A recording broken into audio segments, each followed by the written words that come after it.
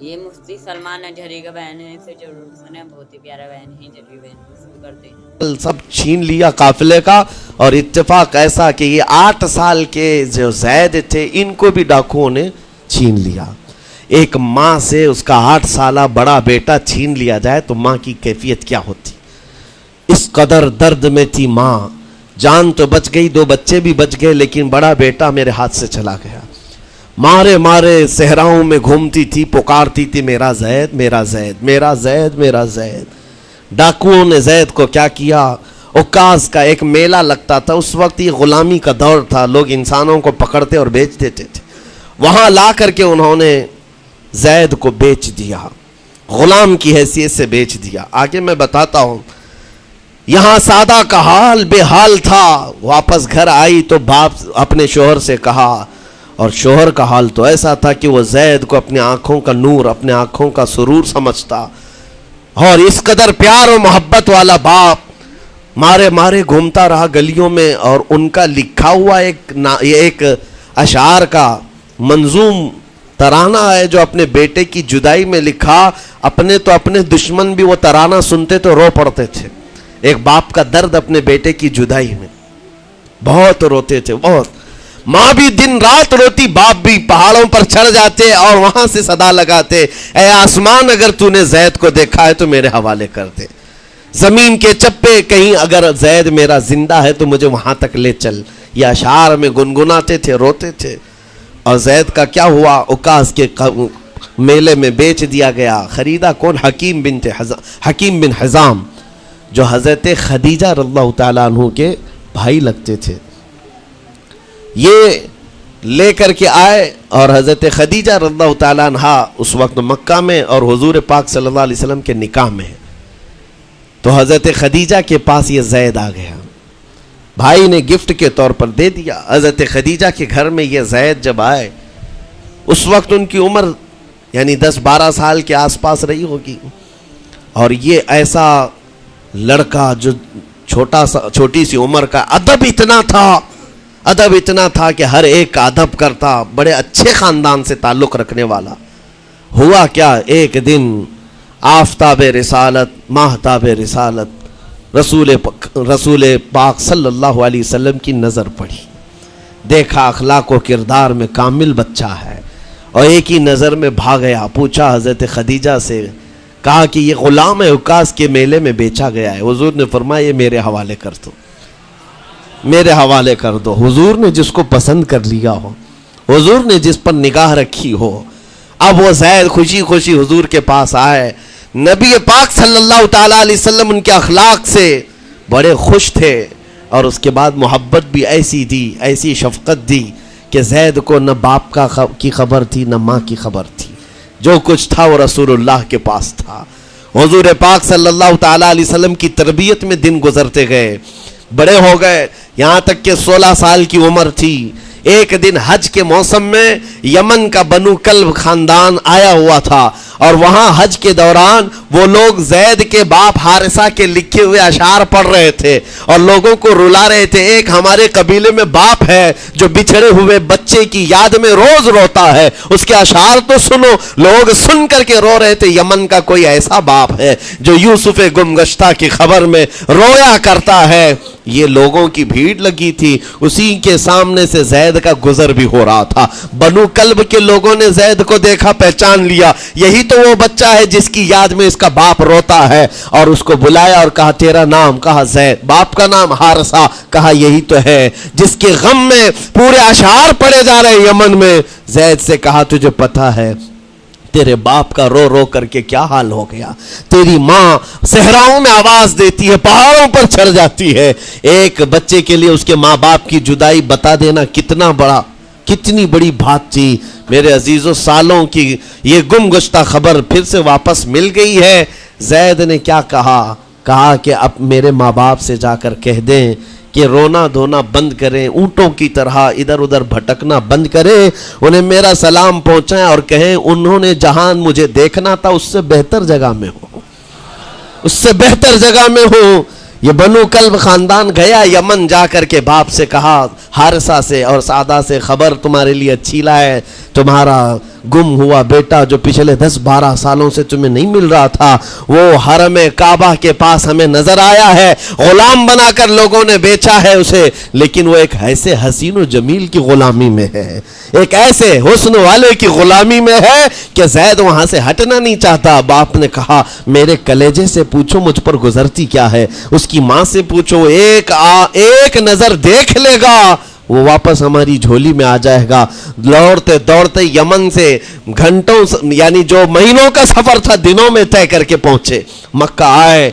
जैसे ही आए तो रसूल पाक सल्लल्लाहु अलैहि वसल्लम को ढूंढा, हुजूर पाक मिल गए तो धाड़े मार मार कर बाप रोने लगा और कहा कि ऐ मोहम्मद सल्लल्लाहु अलैहि वसल्लम, हमने आपके मुतालिक सुना है यतीमों के वाली हैं, आपका दिल बहुत बड़ा है, मुझ बाप के ऊपर रहम कीजिए, बरसों से अपने बच्चे के लिए तरस रहा है, मैं और मेरी बीवी तड़पते हैं, सहराओं में आवाज देते हैं। हुजूर ने पूछा हुआ क्या है तुम्हारे साथ? कहा हमारा बेटा गुम हो गया था, बरसों हो गए थे, लेकिन सुना है वो यहाँ रहता है। हुजूर ने पूछा क्या नाम है उसका? कहा ज़ैद उसका नाम है, मेरा नाम हारसा है।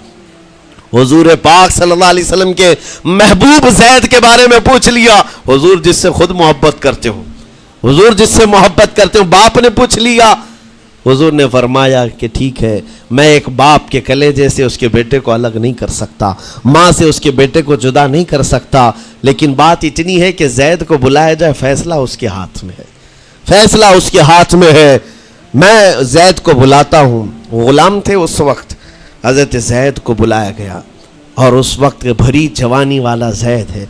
जैसे ही आए पहली नज़र बाप को देखा, माँ को देखा, माँ बाप तो चीख पड़े हमारा ज़ैद मिल गया, हमारा ज़ैद मिल गया। लेकिन कमाल की बात मैं देखता हूँ ऐसी दीवानगी पूरी दुनिया में नहीं है।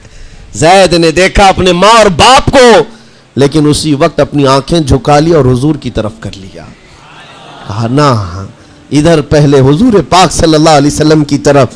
हुजूर ने देखा कि ज़ैद माँ बाप की तरफ देख नहीं रहे हो, जो रो रो करके बुरा हाल कर चुके हो। हुजूर ने ज़ैद से कहा पहचानते हो? कहा हाँ हुजूर, ये मेरे बाप हैं और ये मेरी माँ है, ये मेरे चचा हैं।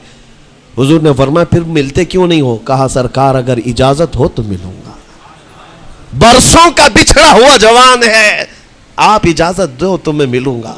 नबी पाक सल्लल्लाहु अलैहि वसल्लम ने फरमाया जाओ तुम्हें इजाज़त है। जैसे ही गए उस मंज़र को जो बयान किया गया है मेरे अजीज़ों, हम पढ़ते हैं तो आंखें भीग जाती हैं। माँ लिपट करके अपने बच्चे को हर जगह चूम रही हो, बाप सीने से लगा करके धाड़े मार कर रो रहा हो, पहले तो गश खाकर गिर गया था, फिर इफाका हुआ, ये दर्दनाक मंजर था। उसके बाद ज़ैद बिन हारसा को क्यों ना तकलीफ हो, गम क्यों ना हो, माँ बाप बिछड़े हुए इतने सालों के बाद देखने को मिले, दिल पर क्या बीत रही होगी। मेरी माँ वही जो मुझे खुशकियों में पाला करती, तरियों में पाला करती, मेरा बाप वही जो खून पसीने की कमाई से मुझे खिलाया था, आज आ गया है।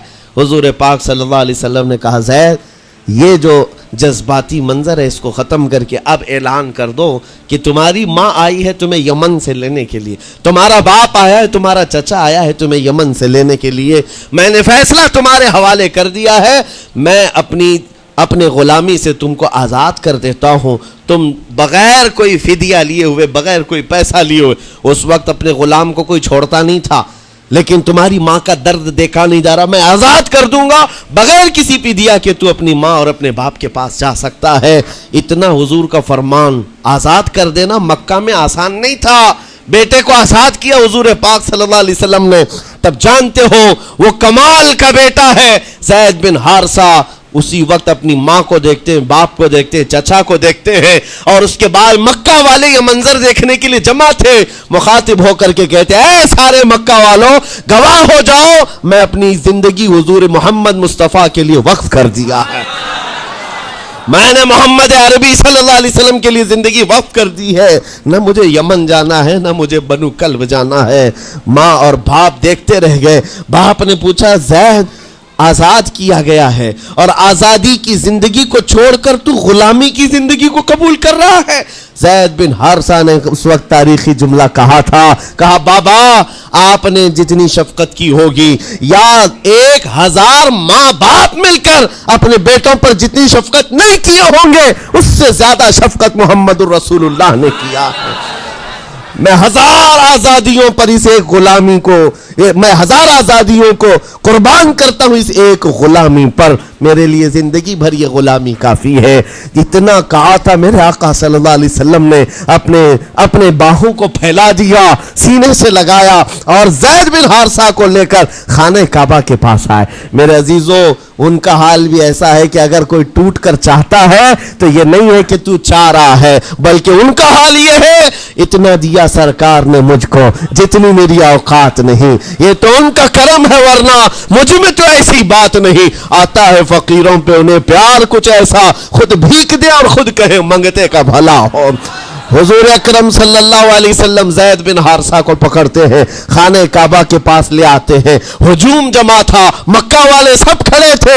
تب نبی پاک صلی اللہ علیہ وسلم اعلان کر کے کہتے ہیں، اے مکہ والوں سن لو، آج سے زید کو میں نے آزاد کیا ہے، اور صرف آزاد نہیں، آج سے یہ میرا وارث ہے اور میں اس کا وارث ہوں، یہ میرا بیٹا ہے۔ حضور نے تنہا ایک ہی صحابی کے لیے کہا یہ میرا بیٹا ہے۔ اور اس کے بعد زید بن حارثہ کو لوگ جو مکہ میں پکارتے تھے زید بن محمد کہتے تھے، محمد کا بیٹا زید، رسول پاک صلی اللہ علیہ وسلم کے بیٹا ہونے کا شرف پایا ہے۔ میرے عزیزو، یہ جنہوں نے حضور صلی اللہ تعالی علیہ وسلم کے دربار کا ایک بار مزہ چکھ لیا تو وہ پھر یوں ہی کہتا ہے پھر کے گلی گلی تباہ، ٹھوکریں سب کی کھائی کیوں، دل کو جو عقل دے خدا تیری گلی سے جائے کیوں۔ حضور پاک کی گلی میں جو ایک بار مزہ لے لے وہ پھر دنیا کی ٹھوکریں نہیں کھاتا۔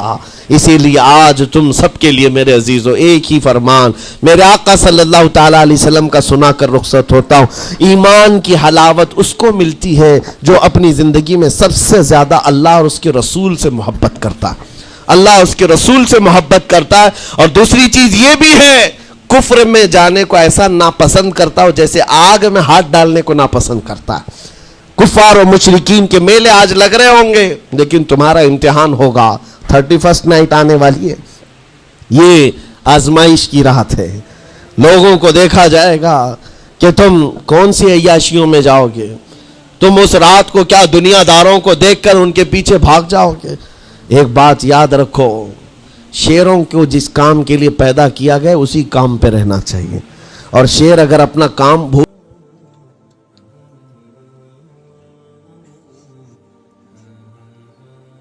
کی طرح دھاڑنا ہے۔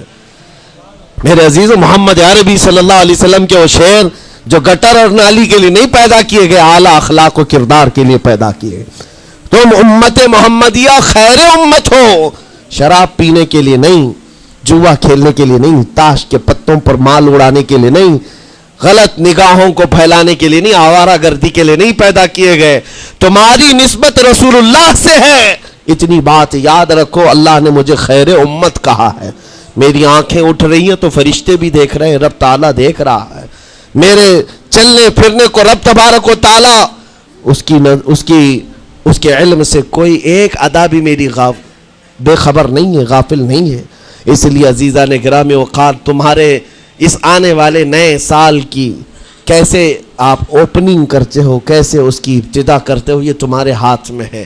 گناہوں کی لذت کے ساتھ اپنی زندگی کا ایک نیا سال شروع کر رہے ہو، یا پھر رب تبارک و تعالیٰ کی تسبیح و تہلیل اور مصطفیٰ کریم کے قدموں میں درود بھیج کر اپنے نئے سال کی ابتدا کرتے ہو۔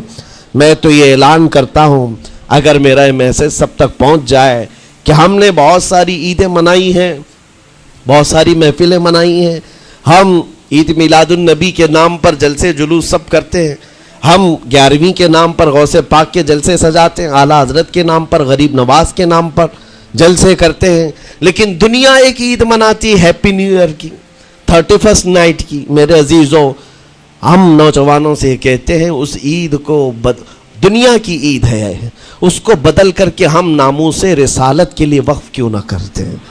ہم بھی اپنی مسجدوں میں رات کو آ جائیں، ساری مسجدیں یہ سال کے اختتام کے وقت کھل جائیں عشاء کے بعد، اور ہر مسجد اس بات کا خیال کرے کہ ہمارا وہ نوجوان آج کہیں عیاشی پر نہ جائے، اپنے سال کی اختتام اور ابتدا ہو رہی ہو، یہ ہم کو پتہ نہیں، ابھی تو ہم بیٹھے ہیں، اگلے سال تک ہم رہیں گے کہ نہیں رہیں معلوم نہیں، یہ تو دسمبر کا لاسٹ چل رہا ہے، لیکن یہ ہمیں پتہ نہیں 1 جنوری دیکھ سکتے ہیں کہ نہیں دیکھ سکتے، ہم میں سے کسی کو علم نہیں ہے.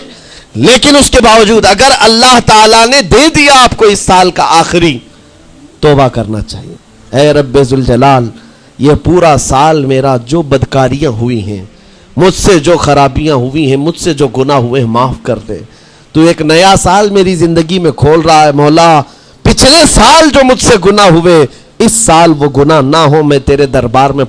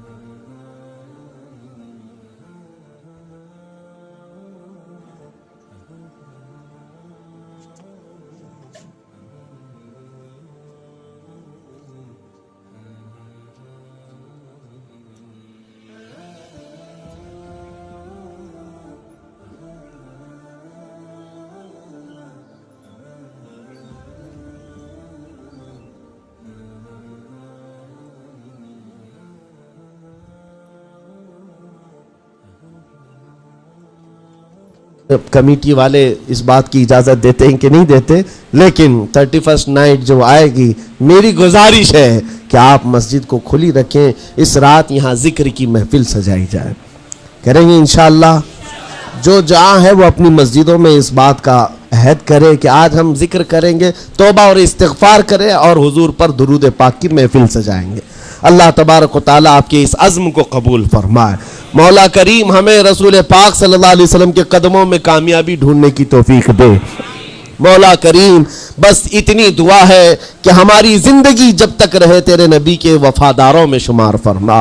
اور بارگاہ مصطفیٰ میں یہ عریضہ ہے یا رسول اللہ، تیرے ٹکڑوں پہ پلے غیر کی ٹھوکر پہ نہ ڈال. جھڑکیاں کھائیں کہاں چھوڑ کے صدقہ تیرا. تو جو چاہے تو میل میرے دل کے دھلے، کہ خدا دل نہیں کرتا کبھی میلا تیرا. گندے نکمے کمی مہنگے ہیں کوڑی کے 3، کون ہمیں پالتا تم پہ کروڑوں درود. بے ہنر و بے تمیز کس کو ہوئے ہیں عزیز، ایک تمہارے سوا تم پہ کروڑوں درود. تم ہو عفو و غفور، تم ہو رؤوف و تم ہو عفو و غفور، بخش دو جرم و خطا تم پہ کروڑوں درود. کر کے تمہارے گناہ مانگے تمہاری پناہ، تم کہو دامن میں آ تم پہ کروڑوں درود. یا رسول اللہ دل بے چین ہے، بے قرار ہے. گناہ جب زیادہ ہوتے ہیں تو دلوں میں گھبراہٹ زیادہ. مفتی سلمان اجہری کا بیان اچھا لگا تو لائک اینڈ سبسکرائب ضرور کریں. اس ویڈیو کو اپنے دوستوں میں شیئر کریں. چلیے قرآن پاک کی تلاوت شروع کرتے ہیں. اعوذ باللہ من الشیطان الرجیم، بسم اللہ الرحمن الرحیم. ان اللہ لا یستطیع ان یضرب مثلا مبعوضة فما فوقها فأما الذين آمنوا فيعلمون أنه الحق من ربهم وأما الذين كفروا فيقولون ماذا أراد الله بهذا مثلا يضل به كثيرا ويهدي به كثيرا وما يضل به إلا الفاسقين الذين ينقضون عهد الله من بعد ميثاقه ويقطعون ما أمر الله به أن يؤصل ويفسدون في الأرض أولئك هم الخاسرون. كيف تكفرون بالله فكنتم أمواتا فأحياكم ثم يحييكم ثم إليه ترجعون. هو الذي خلق لكم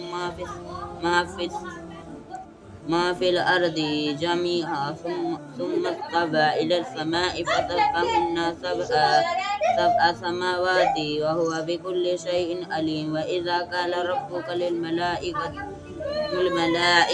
إني جاعل في الأرض خليفة قالوا أتجعل فيها من يفسد فيها ويسفك الدماء ونحن نسبح بحمدك ونقدس لك قال إني أعلم ما لا تعلمون وعلم آدم آدم الأسماء كلها ثم عرضهم على الملائكة فقال أنبئوني بأسماء هؤلاء إن كنتم صادقين قالوا سبحان